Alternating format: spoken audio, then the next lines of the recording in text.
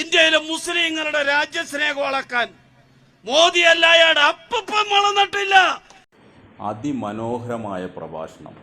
ഇങ്ങനെ സത്യം വിളിച്ചു പറയാൻ ഇതുപോലെയുള്ള രാമഭദ്രന്മാർക്കേ കഴിയൂ. ഈ സ്ഥാനത്ത് ഒരു മുഹമ്മദോ ഒരു ഖാദറോ ആണെങ്കിൽ ഇന്ന് ഫാസിസ്റ്റ് ഭരണകൂടം അവരെ തീവ്രവാദികളാക്കി NIA വന്ന് അപ്പാടെ പൊക്കിയിട്ട് പോയേനെ.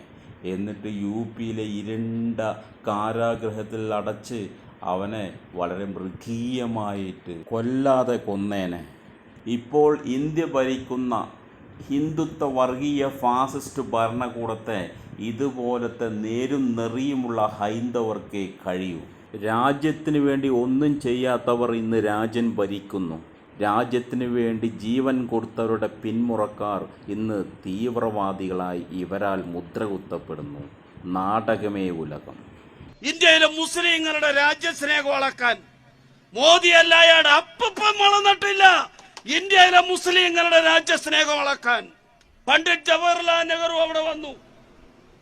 ഓരോ തൊഴിലാളികളെയും വിളിച്ചു ചോദിച്ചു.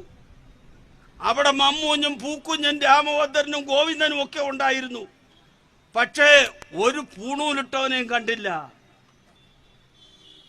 ഓങ്ക്രീം ക്രാന്തി പറഞ്ഞാലൊന്നും ഇന്ത്യ ഉണ്ടാകത്തില്ല. ഏതോ ഒരു പട്ടന് പാളത്താറ് കൊടുത്ത് ഏതോ ഒരു സ്ഥലത്ത് നിന്നൊരു കൊച്ചു കോടാരി എടുത്ത് തെക്കോട്ടെറിഞ്ഞപ്പോൾ കടലെല്ലാം മാറി കരയായി കേരളം ഉണ്ടായെന്നുള്ളത് നിന്റെ അച്ഛനെ പഠിപ്പിച്ചാ മതി. ഇന്ത്യയിലെ മുസൽമാന്റെ രാജ്യസ്നേഹം വളക്കാൻ മോദിയുടെ കയ്യിൽ ഏത് മറ്റോടത്തെ അളവ് പോലാണോ ഇരിക്കുന്നത്? ഈ രാജ്യം ആർക്കും തീരെഴുതി കൊടുത്തിട്ടുള്ളതല്ല. ഈ രാജ്യം ആരുടെയും തറവാട്ട് സ്വത്തല്ല. ഈ രാജ്യം പടുത്തുയർത്തിയ നമ്മൾ ഓരോരുത്തരുമാണ്. ബ്രിട്ടീഷ് അധീനതയിലായ ഈ രാജ്യത്തെ സ്വാതന്ത്ര്യത്തിന്റെ വെള്ളി വെളിച്ചത്തിലേക്ക് നയിക്കുന്നതിൽ അതിപ്രധാനമായ പങ്ക് വഹിച്ചിട്ടുള്ളവർ മുസ്ലിങ്ങളാണെന്നുള്ള കാര്യത്തിൽ യാതൊരു സംശയവുമില്ല. സ്വാതന്ത്ര്യ സമരം ഉണ്ടായത് മദ്രസകളിൽ നിന്നുമാണ്. ആ യാഥാർത്ഥ്യം ഇന്ന് ഇന്ത്യ ഭരിക്കുന്നവർ മനസ്സിലാക്കണം.